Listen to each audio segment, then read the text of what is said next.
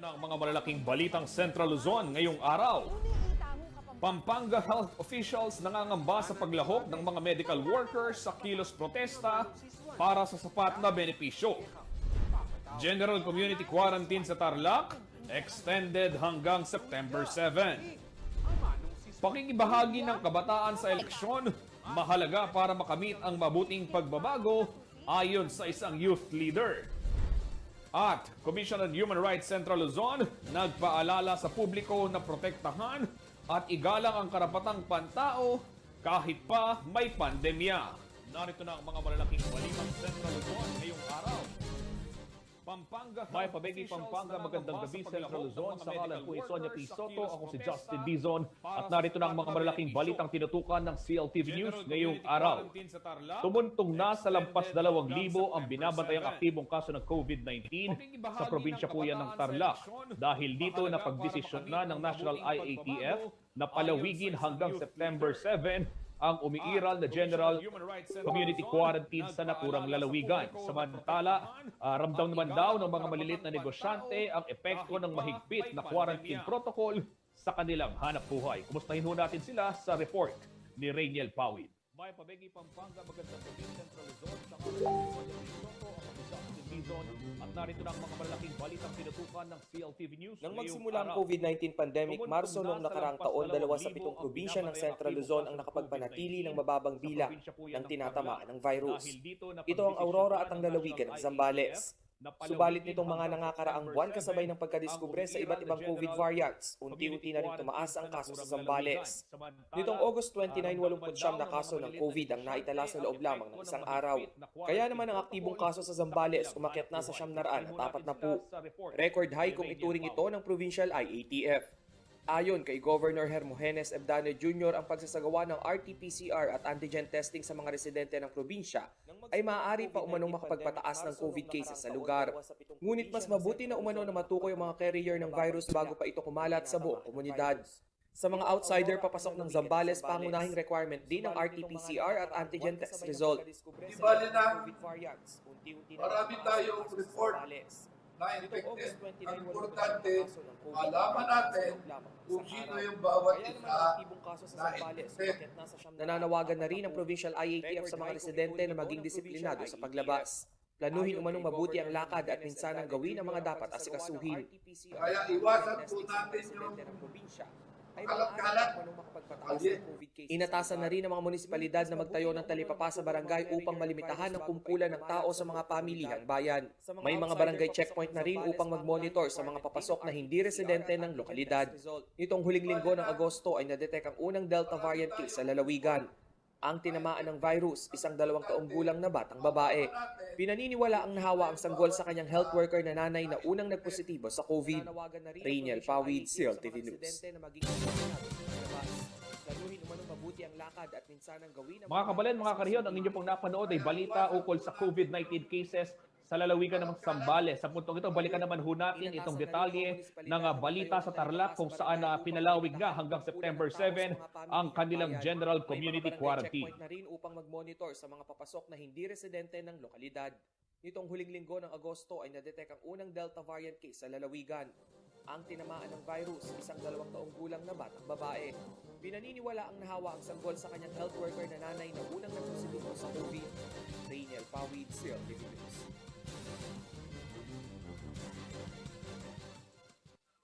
Nitong August 30, nakalululang 22,366 na bagong kaso ng COVID-19 ang naitala sa Pilipinas. Ang naturang bilang record high simula na magkaroon ng pandemya noong isang taon. Batay sa tala ng Department of Health ng kaparehong araw, 7 rehiyon din ang nakapagtala ng 4-digit fresh COVID cases. Nangunguna pa rin ang National Capital Region na may 5,588. Pangatlo sa talaan ang Central Luzon na may 2,885 na kaso. Isa sa mga binabantayang probinsya sa gitnang Luzon ay ang Tarlac. Sumampa na rin kasi sa 2016 ang aktibong kaso sa lugar. Kaya naman ang ilang negosyo sa probinsya apektado na rin ng mas pinahigpit na quarantine protocols. Ang maliit na pagawaan ng sapatos na ito sa bayan ng Concepcion ramdam na rin ang pagkaunti ng kanilang parokyano. Swerte na umanong kumita sila ng 1 hanggang 2,000 kada araw. Malayong malayo sa 4,000 pesos a day na kita nila bago ang pandemya. Siyempre, Nauna pa rin nabawasan ang din. National Capital Hindi na Region ganun na may ka. 5,500 Siyempre, limitado lang ng mga Pangatlo lumalabas sa na talaan ang Central na Luzon na may tao. 2,800 mula sa pinakamaluwag na quarantine protocol noong August 13 ay balik GCQ na ang Tarlac. At dahil nga papataas pa rin ang bilang ng COVID-19 cases, muli itong pinalawig hanggang September 7. Sa lahat po ng mga kabataan, 18 years old and below, at ang ating mga senior citizens, kung hindi importante po ang lakad, huwag lang po muna tayo. Swerte na mananatili ang curfew hours ng probinsya mula alas 10 ng gabi hanggang alas 4 ng madaling araw. Lahat ng non-resident lalo na mula sa ECQ areas ay dapat magpresenta ng antigen o RT-PCR test na kinuha 72 hours bago ang entry. Marapat din na bitbitin ang vaccination card kung tapos nang mabakunahan kontra COVID. Samantala, kung GCQ ang umiiral sa Tarlac dahil sa mahigit 2,000 kaso, nananatili naman sa modified GCQ ang karatig lalawigan ng Sa lahat po ng mga kabataan, 18 years old and below, at ang ating mga senior citizens, kung hindi Sa pagbabalik po ng importante po ang CLTV lakad, News, Pampanga health officials nangangamba sa paglahok ng mga medical worker sa kilos protesta para sa sapat na benepisyo. At pakikibahagi ng kabataan sa eleksyon, mahalaga para makamit ang mabuting pagbabago ayon huyan sa isang youth leader. Manatiling nakatutok para sa iba pang mga nangungunang balita ngayong araw. Samantala, kung GCQ ang umiiral sa Tarlac dahil sa mahigit 2,000 kaso, nananatili naman sa modified GCQ ang karatig lalawigan.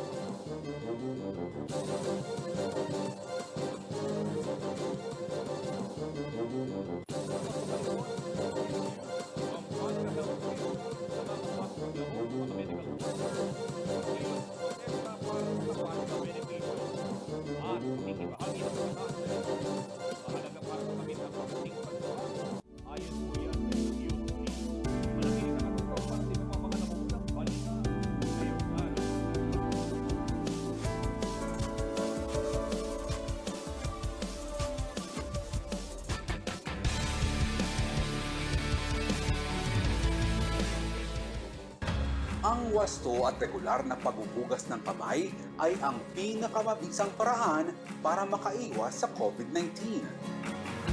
Sundin lamang ang mga simpleng hakbang. Hugasan ang inyong mga kamay gamit ang sabon at tubig. Kuskusin mabuti ang inyong mga kamay. Magsimula sa palad hanggang sa pagitan ng mga daliri at likod ng kamay. Gawin ito sa loob ng 20 segundo. Panlawang mabuti ang inyong mga kamay at patuyuin ito gamit ang malinis na tuwalya. Laging tandaan, ang tubig ay sandata laban sa COVID-19. Ugaliing maghugas ng kamay sa wastong pamamaraan. Ang paalalang ito ay hatid sa inyo ng Prime Water.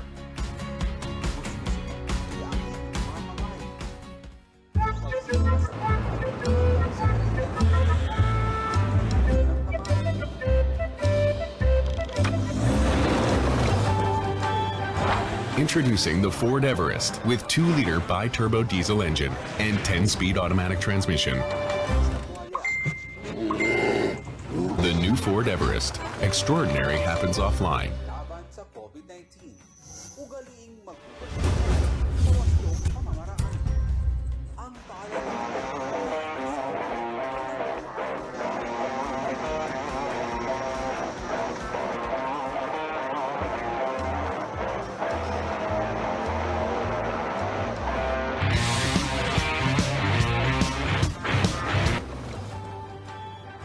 Introducing the Ford Everest with 2-liter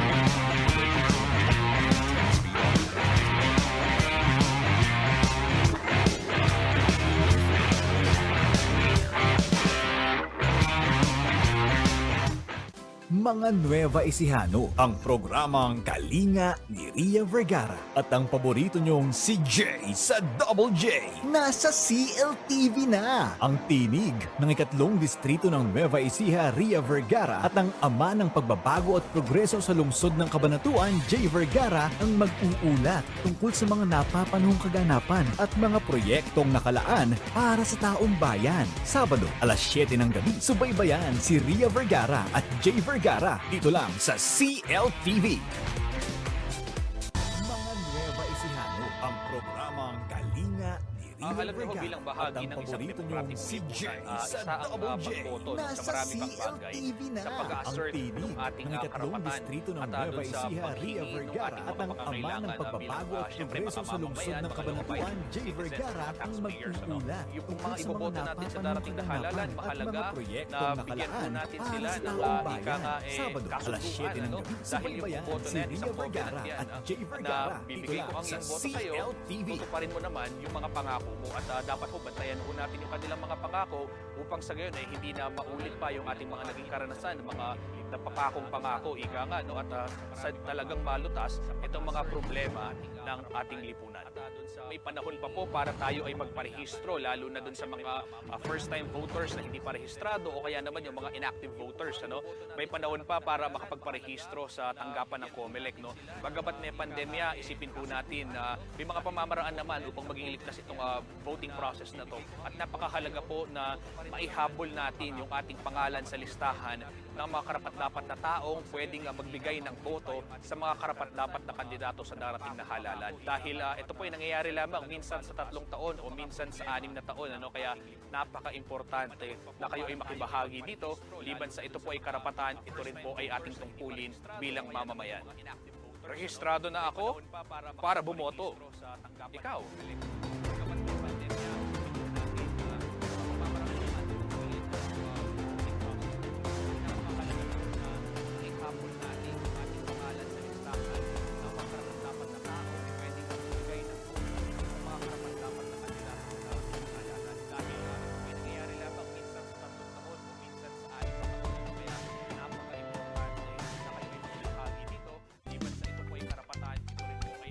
Alamin ang mga batas at ordinansa na isinusulong ng Sangguniang Panlunsod.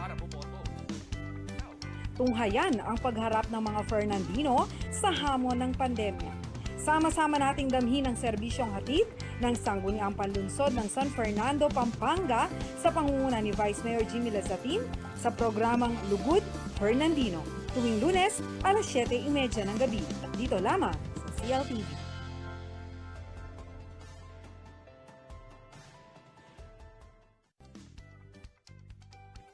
Alamin ang mga batas at ordinansa na isinusulong ng Sangguniang Panlunsod. Sa ating buhay. Tunghayan ang pagharap ng mga Fernandino sa hamon ng Kasama na pandemya. rito ang pananatili Sama-sama sa nating bahay damhin ang serbisyong at paglabas hatid ng lamang kung Sangguniang talagang Panlunsod ng San kinakailangan. Fernando, Pampanga sa pangunguna ni Vice Mayor Jimmy Ngayon, Lazatin bahagi sa na ng ating programang Lugod kasuotan ng face Fernandino. mask kapag Tuwing lalabas Lunes, ng alas bahay. 7:30 ng gabi. Huwag Dito kalimutan lamang na magdala ng CLTV. alcohol o sanitizer upang mas madalas makapaglinis ng kamay. Sundin ang mga panuntunan ng pampublikong sasakyan, lalo na ang physical distancing. COVID-19 pandemic sa ating buhay. Kahit sa pamilihan, dapat ring sumunod sa new normal. Ang pananatili sa bahay at paglabas lamang kung talagang kinakailangan. May mga lugar din na kailangang magrehistro para magamit sa contact tracing. Kung maaari, subukan ang mga contactless transactions tulad ng online banking, online payment, o kahit online shopping para hindi na lumabas ng bahay. Huwag kalimutan ang mga natutunan dahil ito ang ating sandata para mas maging handa sa new normal. Kahit sa pamilihan, dapat ring sumunod sa new normal.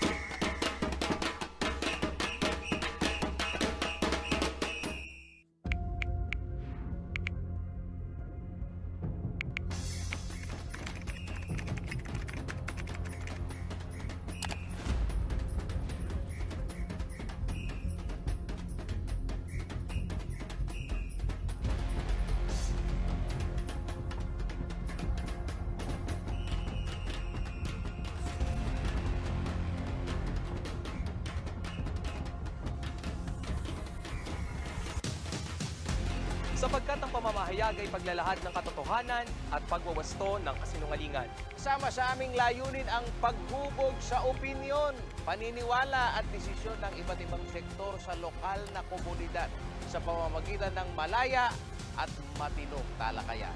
Hangad naming magkaroon ng makabuluhang parte sa buhay ng mamamayan. Ang maibigay ang kanilang karapatan para makakuha ng tama at mapagkakatiwalaang impormasyon. Sa maling impormasyon, katotohanan ang panlaban. Ito ang serbisyo namin sa inyo.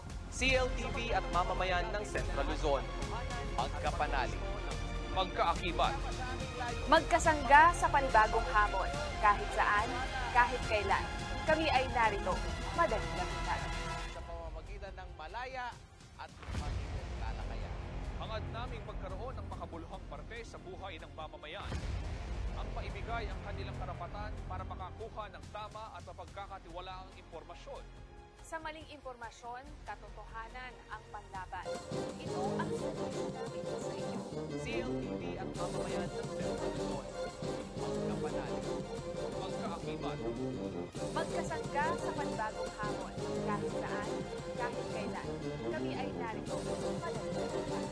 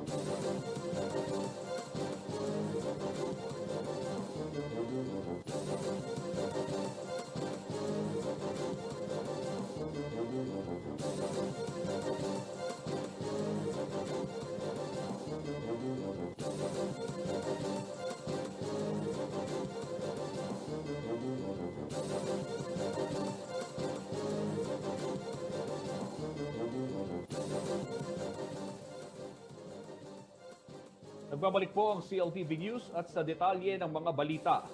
Nangangamba ngayon ang Provincial Health Office ng Pampanga sa posibleng pakikilahok umano ng mga health worker sa malawakang kilos protesta sa mga darating na araw.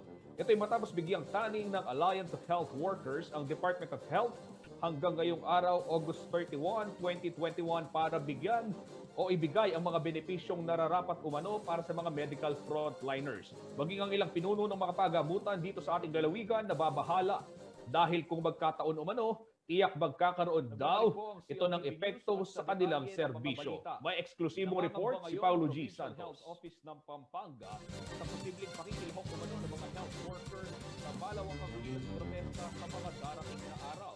Ito'y matapos Ramdam ang pakikisimpatya ng mga netizens sa mga larawang ito na trending ngayon sa social media. Makikita sa mga litrato ang isinasagawang kilos protesta ng ilang health workers para ipanawagan sa Department of Health o DOH ang pagbibigay ng wasto at napapanahong benepisyo. Dito sa Pampanga, may mga medical frontliner din ang naglabas na ng kanilang saloobin sa social media, kaya naman ang ilang pinuno ng public healthcare facility sa lalawigan nangangamba na baka makilahok na rin ang mga kabalen na health workers sa kilos protesta. May mga medical frontliners kasi ang hindi tumanggap ng kanilang Special Risk Allowance o SRA. Ang iba nakakuha nga nito pero hindi naman daw nagbigay ng hustisya sa kanilang ginawang pagtataya ng buhay ngayong may pandemya. Ayon kay Dr. Larry Gunanan, Hospital Director at Chief ng Municipal Health Office ng Mexico, Pampanga, mismong siya ay nakikisimpatya din sa kanyang mga health workers na litong-lito sa guidelines ng DOH kaugnay ng halagang matatanggap ng mga medical staff ng ospital. Para yung guideline na magreklamo ng rupen tatanggapan daw. Ano pa na yung mabilog sa Pilipinas pinitang kayong guideline daw. Kating manikwang dita, kating manikwang dita ka dita. In fact, napon ang holiday napon, kaya kami uliting clearing guideline. Sumbat ni Dr. Cunanan sa DOH, hindi maaring sabihin na tanging mga COVID-19 medical personnel lamang ang tatanggap ng SRA dahil umano sa nararanasang surge, nagkakaroon na ng rotational duty ang kanilang mga medical staff. Kaya lahat sila exposed sa pagkahawa at kailangang bigyan ng special allowance. Ay, actually, mag-rotation eh. Siyempre, mahal din COVID. Dumaan lang kitang pasyente ito. So, ega na gana expose. Dapat ega na gana mirinan, ne? Wow, atin ito. Hindi atin yung contention darago. Ningkay, complete na rin DOH. At waka nga may kay kanita, pero in fact, 24/7 shifting. Kaya magugulo talaga. Panawagan ni Dr. Cunanan, may paliwanag sana ng DOH ang hindi malinaw na guidelines sa computation ng pagbigay ng SRA sa kanyang mga hospital staff na maging ang ward nurse umano ay umaapila rin ng allowance dahil napipilitan ng mga yon na mag-duty sa COVID ward. So, ega na gana expose. Dapat ega na gana mirinan. Wow, atin ito. Ang papuntang ko rin Samantala, ayon sa Pampanga Provincial Health Officer na si Dr. Zenon Ponce, nauunawaan niya ang pag-alma ng marami sa 11 district hospital sa lalawigan siyang hindi malinaw na guidelines sa computation ng pagbigay ng SRA sa kanyang mga hospital staff na maging ang ward nurse umano ay umaapila rin ng allowance dahil napipilitan ng mga yon na mag-duty sa COVID ward ng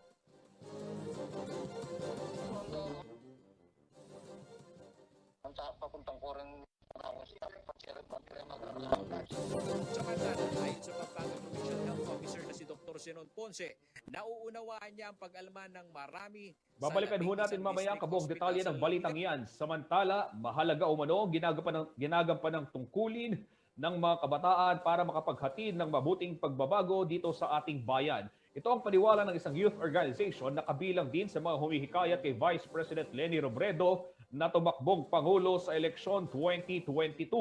Ayon sa grupo, ang tulad ni VP Leni na may konkretong aksyon at solusyon sa problema kinaharap daw ng bansa ang kanilang kailangang maging pinuno upang makaahon sa dagok na dala umano ng pandemya. Narito ang balita ni Rainiel Pawi. Natin mamaya ang kabuong detalye ng balitang yan. Samantala, mahalaga Nakalagay po,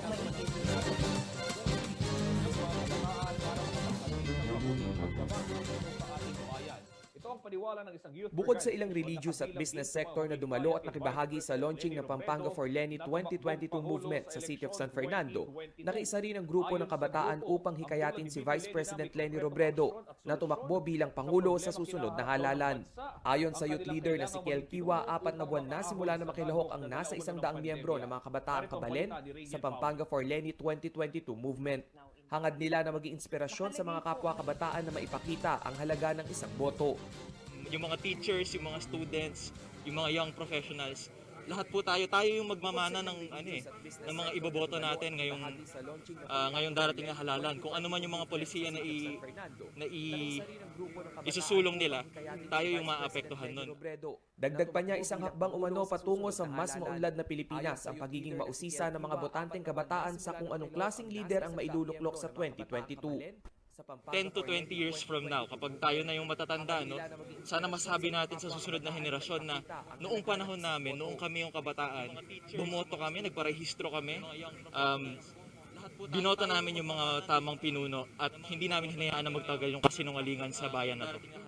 Sapat na patunay na raw ang naging career record ni Robredo bilang vice-presidente upang suportahan siya sa pinakamataas na posisyon ng Republika.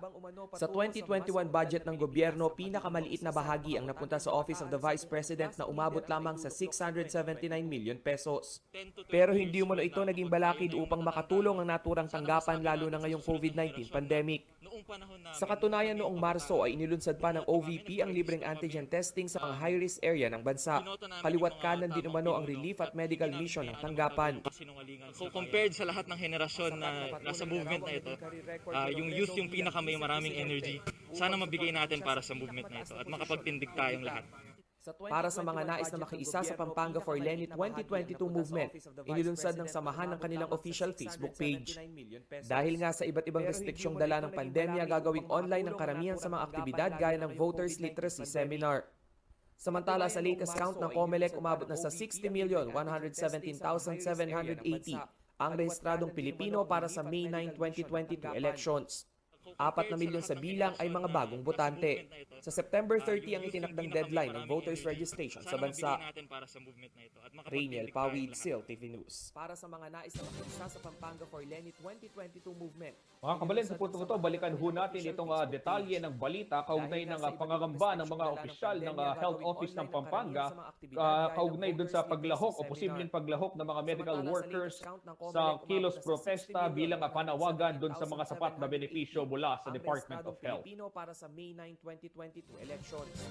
4 na milyon sa bilang ay mga bagong botante. Sa September 30 ang itinakdang deadline ng voters registration sa bansa. Ramdam ang pakikisimpatya ng mga netizens sa mga larawang ito na trending ngayon sa social media. Makikita sa mga litrato ang isinasagawang kilos protesta ng ilang health workers para ipanawagan sa Department of Health o DOH ang pagbibigay ng wasto at napapanahong benepisyo. Dito sa Pampanga, may mga medical frontliner din ang naglabas na ng kanilang saloobin sa social media, kaya naman ang ilang pinuno ng public healthcare facility sa lalawigan nangangamba na baka makilahok na rin ang mga kabalen na health workers sa kilos protesta. May mga medical frontliners kasi ang hindi tumanggap ng kanilang Special Risk Allowance o SRA. Ang iba nakakuha nga nito pero hindi naman daw nagbigay ng hustisya sa kanilang ginawang pagtataya ng buhay ngayong may pandemya. Ayon kay Dr. Larry Gunanan, Hospital Director at Chief ng Municipal Health Office ng Mexico, Pampanga, mismong siya ay nakikisimpatya din sa kanyang mga health workers na litong-lito sa guidelines ng DOH kaugnay ng halagang matatanggap ng mga medical staff ng ospital. Para pa rin guideline na magreklamo ng rugan tatanggapan daw. Ano pa na yung mabilog ng Pilipinas pinitang kayong guideline daw. Ating manikwang dito, ating manikwang dita ka dito. In fact, napon ang holiday napon, kaya kami uliting itang clearing guideline. Sumbat ni Dr. Kunanan sa DOH, hindi maaring sabihin na tanging mga COVID-19 medical personnel lamang ang tatanggap ng SRA dahil umano sa nararanasang surge, nagkakaroon na ng rotational duty ang kanilang mga medical staff. Kaya lahat sila exposed sa pagkahawa at kailangang bigyan ng special allowance. Ay, actually, mag-rotation lang. Siyempre, may mahagbi ni COVID. Dumaan lang kahit ang pasyente ito. So, ega na gana expose. Dapat ega na gana mirinan, ne? Wow, happy nito. Happy nito. Happy ng contention darago. Kaya, compute na rin DOH. Adwa ka nga doon, may kaya kanita. Pero in fact, 24/7 shifting. Kaya magugulo talaga. Panawagan ni Dr. Kunanan, may paliwanag sana ng DOH ang hindi malinaw na guidelines sa computation ng pagbigay ng SRA sa kanyang mga hospital staff. na maging ang ward nurse umano ay umaapila rin ng allowance dahil napipilitan ng mga iyon na mag-duty sa COVID ward ng ospital. Okay. We are from the horses not straight king DOH.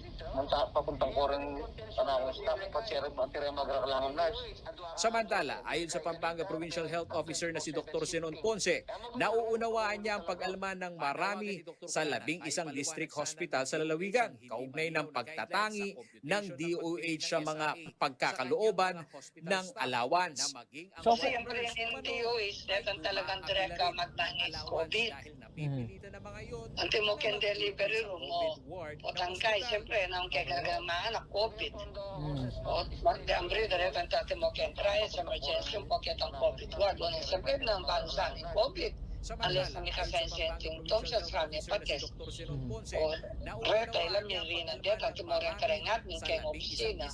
Alala, rin kay billing kay kasya. Alaret. 117 out of 212 pa lamang umano ang tumanggap ng special risk allowance sa mga COVID-19 medical staff sa 11 district hospital ng Pampanga.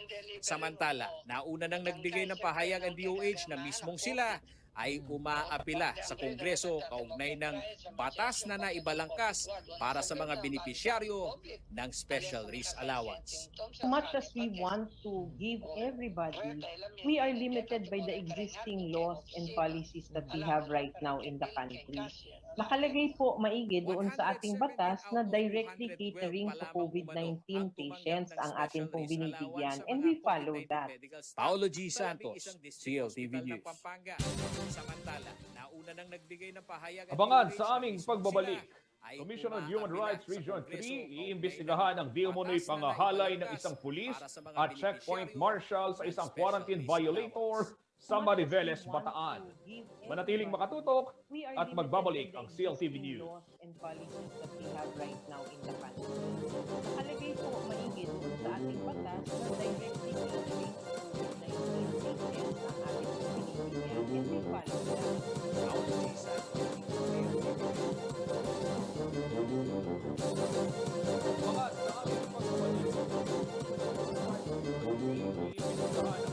Abangan sa aming pagbabalik. Iimbestigahan ang di umunoy pangahalay ng isang pulis at checkpoint marshal sa isang quarantine violator sa Mariveles, Bataan. Manatiling makatutok at magbabalik ang CLTV News.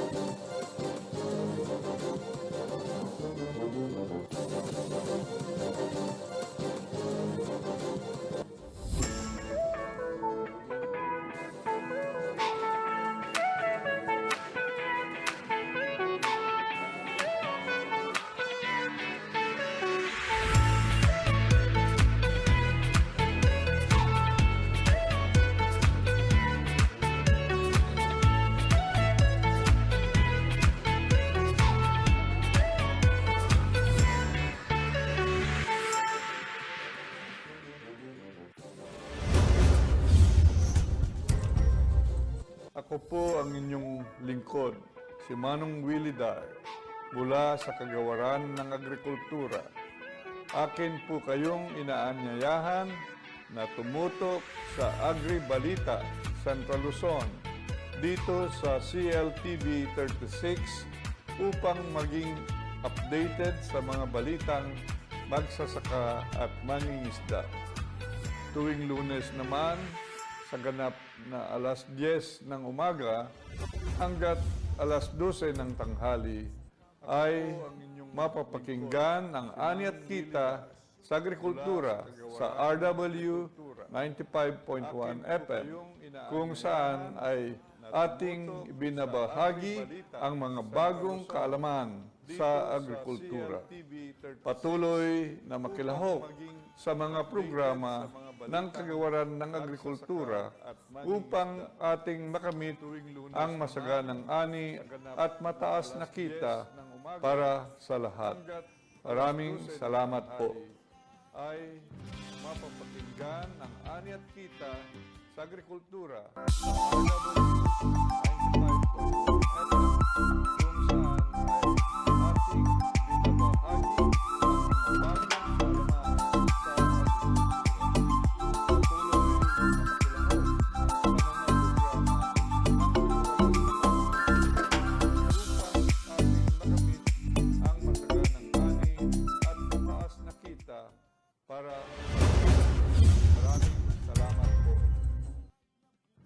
mga Nueva Ecijano, ang programang Kalinga ni Ria Vergara at ang paborito nyong si Jay sa Double J. Nasa CLTV na ang tinig ng ikatlong distrito ng Nueva Ecija, Ria Vergara, at ang ama ng pagbabago at progreso sa lungsod ng Cabanatuan, Jay Vergara, ang mag-uulat tungkol sa mga napapanahong kaganapan at mga proyektong nakalaan para sa taong bayan. Sabado, alas 7 ng gabi, subaybayan si Ria Vergara at Jay Vergara dito lang sa CLTV.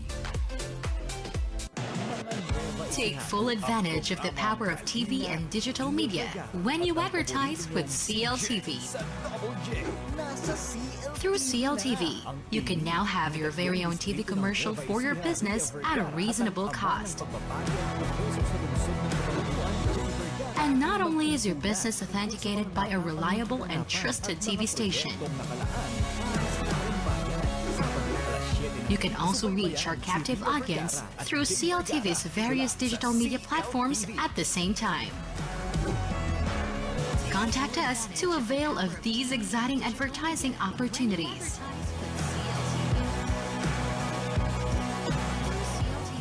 You can now have your very own TV commercial for your Alamin ang business mga batas at at ordinansa na isinusulong ng Sangguniang Panlunsod. Tunghayan ang pagharap ng mga Fernandino sa hamon ng pandemya. Sama-sama nating damhin ang serbisyong hatid ng Sangguniang Panlunsod ng San Fernando, Pampanga sa pangunguna ni Vice Mayor Jimmy Lazatin sa programang Lugod Fernandino tuwing Lunes alas 7:30 ng gabi. Dito lamang sa CLTV.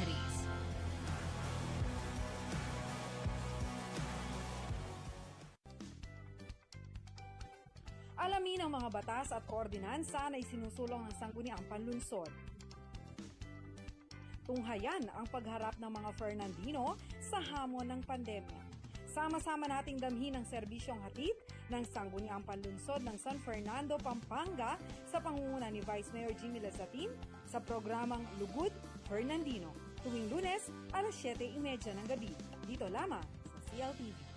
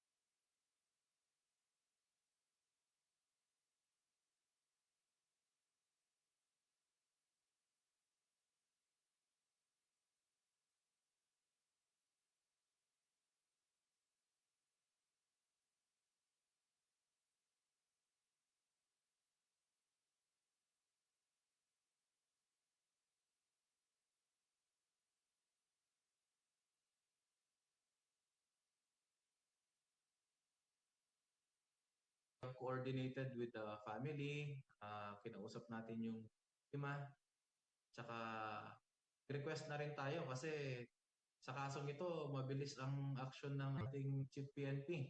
Kaya nakipag-coordinate tayo sa PNP kung ano na yung mga hakbang na ginawa nila sapagkat maging sila ay dapat din talagang nagmamatsyag at binabantayan yung kanilang mga rangko. Anyway, we are still waiting for the official documents, although meron na kaming mga nakitang mga dokumento galing sa pamilya, but we are waiting for the official documents na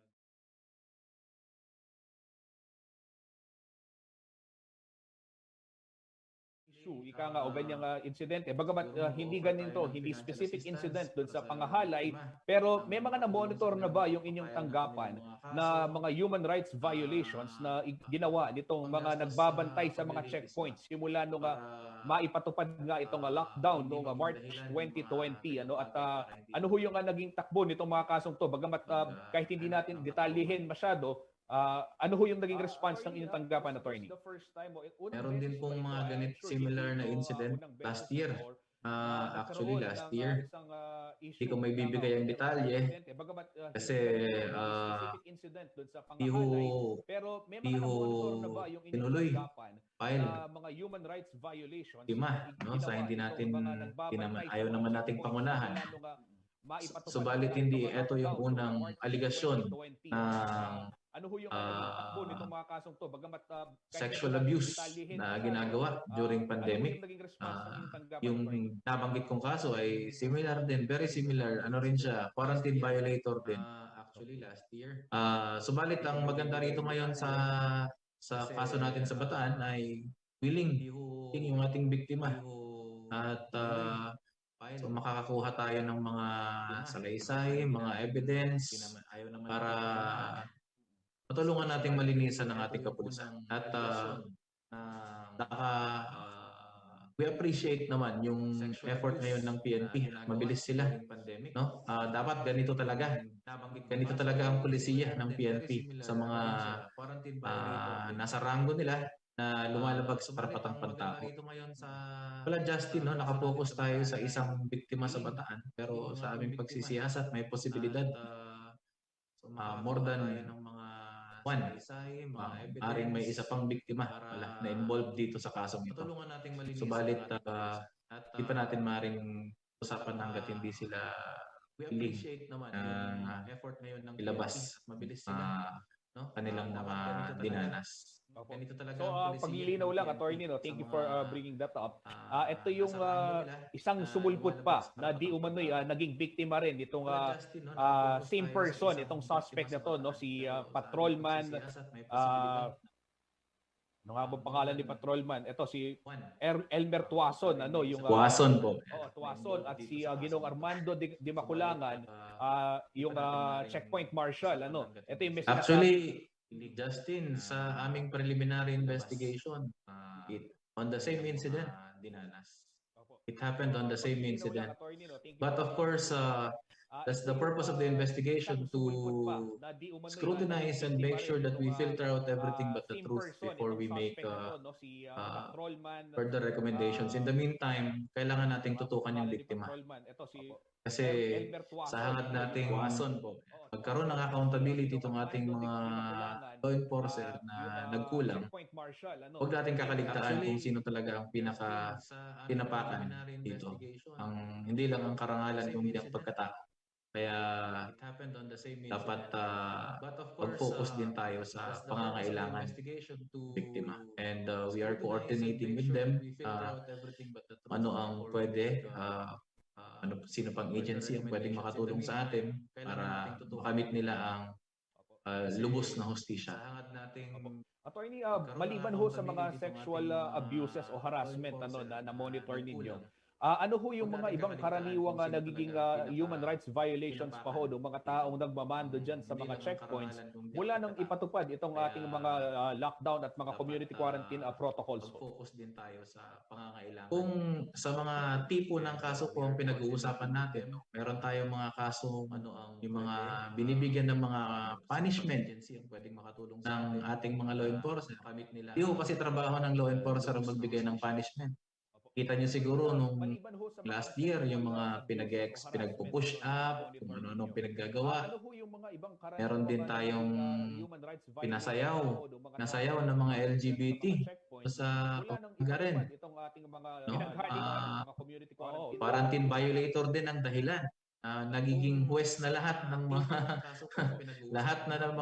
ng mga law enforcement, nagiging mga judges na at sila na ang humuhusga.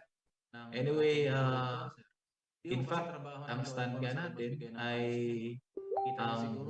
sinasabi nilang disobedience to person in authority, yung mga quarantine violators natin, ay meron pong standard yan para masabi mong disobedience ang kaso ng mga yan.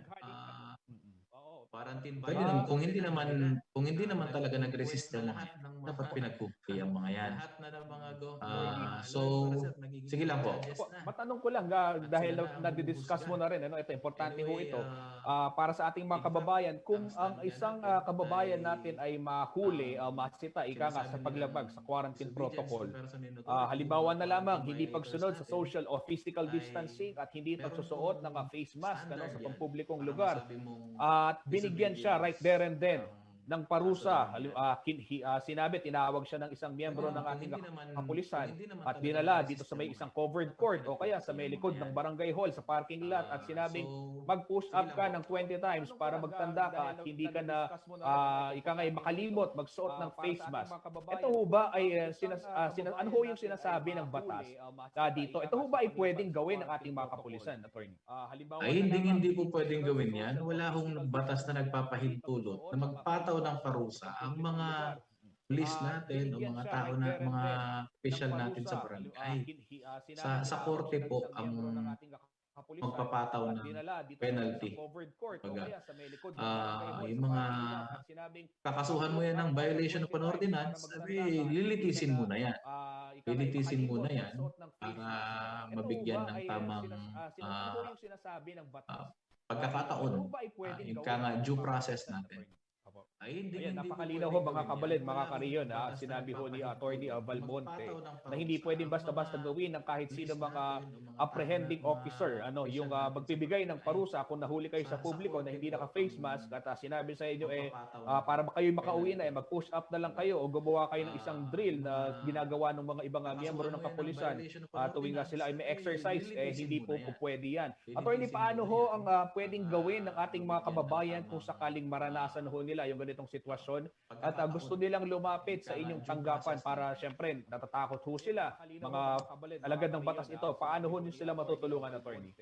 Na hindi pwedeng basta gaya po ng dati, pwede silang magpunta sa aming opisina. Sa katunayan, bukas araw-araw ang Commission on Human Rights Region 3 dito sa Mayimpes, San Fernando, Pampanga po, may government center. Kung sila naman ay restricted ng quarantine at ako rin po sa aking na rin, gusto ko na rin kayong pagsabihan na sumunod po tayo sa quarantine protocols kasi nakalat na po at totoo po ang ating problema sa virus. Hindi po yan biro. Ngayon kung ikaw ay nagkamali, hindi ka naman dapat pagmalabisan.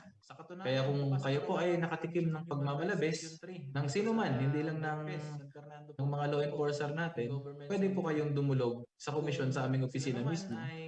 O pwede po ninyong i-search kasi lahat naman yata ngayon nagpe-Facebook na. I-search ninyo ang aming Facebook page, Commission on Human Rights Region 3. Nandun po ang mga telepono na pwede ninyong tawagan. Pwede kayong magdirekta sa messenger para makarating po sa amin maski na hindi kayo makapasyal sa aming opisina at nang mapag-usapan natin ang inyong dilema, ang inyong mga problema para subukan nating gawan ng solusyon.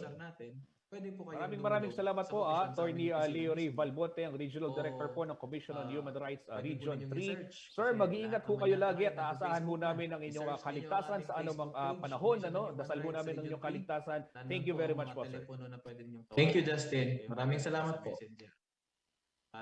Mga karehiyon, silipin naman natin ang iba't ibang mga balitang dapat ninyong malaman sa ibang bahagi ng ating rehiyon dito sa CL News Express, hatid ni JM Lexus. Yan yung mga problema.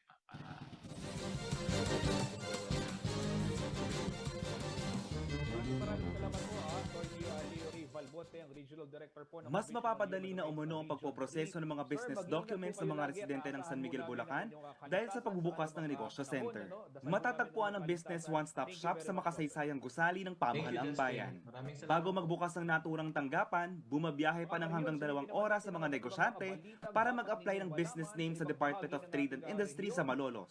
Ayon kay Claudette Libunaw, ang business one-stop shop head, dahil dito ay malaki umano ang matitipid ng mga nais magtayo ng kanilang sariling negosyo. Maaari na may proseso ang business name at permit ng isang araw na dati ay umaabot ng 2 hanggang 3 araw. Ang pagkakaroon ng negosyo center sa bawat mga bayan at lungsod ay isinasakatuparan sa bisa ng Republic Act 10644. Sa ibang balita, sinimulan na ng Tarlac Provincial Government ang pagbabakuna sa mga kabilang sa A4 Priority Group o mga essential workers. Kabilang sa mga nabigyan ng bakuna kontra COVID-19 ang mga uniform personnel at mga nagtatrabaho sa manufacturing industry. Ayon kay Tarlac Provincial Health Officer Jeanette Lazatin, minamadali na umuno nila ang pagbibigay ng bakuna hanggat kaya ng supply. Nakiusap din sila sa mga Tarlakenyo na magpalista at tiyakin dumating sa kanilang scheduled vaccination. As of August 26, nasa 209,142 na Tarlakenyo, habang 145,937 naman na fully vaccinated. Batay sa 2021 population projection ng Department of Health, nasa 1.4 million na population ng Tarlac. Samantala, idineklara ng drug clear ng Philippine Drug Enforcement Agency o PDEA ang 149 barangay sa lalawigan ng Bulacan. Masasabi na drug clear ng isang barangay kung ito ay mayroong ng bakuna hanggat kaya ng supply. Nakiusap din sila sa mga Tarlakenyo na magpalista at tiyakin dumating sa kanilang scheduled vaccination. At may voluntary and compulsory drug treatment and rehabilitation vaccine test. Labing isa naman na barangay ang maaaring pagdeklara ng drug clear sa deliberasyon ng Regional Oversight Committee. Batay sa 2021 population projection ng Department of Health, nasa 1.4 million sa Garay, Barangay Tilapayong sa Baliwag, at Barangay Biklat, Cambio, Pulong Bayabas, Sakdalan, Salangan, San Vicente sa lalawigan ng Bulacan. Masasabi na drug clear ng isang barangay kung ito ay mayroong Alamin naman natin ang magiging lagay ng panahon bukas mula kay Ginoong Manny Esguera, ang Chief Weather Forecaster ng Pag-asa Clark. Labing isa naman na barangay ang maaaring pakideklara ng drug clear sa deliberasyon ng Regional Oversight Committee. Kasama dito ang barangay Barangay Matiktik at Barangay Garay, Barangay Tilapayong sa Baliwag, Barangay Biklat, Cambio, Pulong Bayabas, Sakdalan, Salangan, San Vicente. Lugar ng Cagayan Valley, Bicol Region, Apayao, Kalinga, Alamin naman natin ang Aurora, magiging lagay Quezon. ng panahon So diyan po bukas sa mga mula kay lugar Ginoong na Manny nabanggit Esguera, ay ang Chief nagkakaroon Weather po ng maulap at Forecaster papawirin ng na mayroon po Pag-asa mga Clark. inaasahang kalat-kalat ng mga pagulan at tindar at pagulog dulot niya po ng ITCZ o Intertropical Convergence Zone. Samantala po ang Metro Manila at nalalabing bahagi ng bansa kasama na po ang Pampanga ay bahagi hanggang sa komisyon ay magiging maulap. Meron lamang po tayo inaasahang mga isolated cases ng mga rain showers at thunderstorm pero dulot pa rin po ito ng Intertropical Convergence Zone o ITCZ. So pinapayuhan pa rin po ang ating mga kababayan na magdala pa rin po ng gamit panangga sa ulan, panangga na rin po sa araw at lagi po tayo mag-iingat dahil kuminsan po ay maalisangan po yung pakiramdam natin na dulot po ng panahon. So lahat po ay pinag-iingat. O Intertropical Convergence Zone. Samantala po ang Metro Manila at nalalabing bahagi ng bansa kasama na po ang Pampanga. At yan ang mga balitang nakalap ng CLTV News ngayong araw. Para sa karagdagang detalye, maaari niyong i-follow ang aming mga social media page at sa Facebook po at CLTV36 Official and at CLTV36 News. Sa Twitter naman at CLTV36 at CLTV36 Official naman ang aming Instagram account. Kung nais niyong balikan ang mga programa ng CLTV, pwede din niyong bisitahin ang aming YouTube channel at CLTV36 Official at ang aming website www.cltv36.tv. Kasama po buong puwersa ng CLTV News and Current Affairs at sa ngalan mo ni Binibining Sonia P. Soto, ako si Justin Dizon. Magandang gabi at ingat po tayo lagi mga karehiyon. Social media page at Facebook po at CLTV and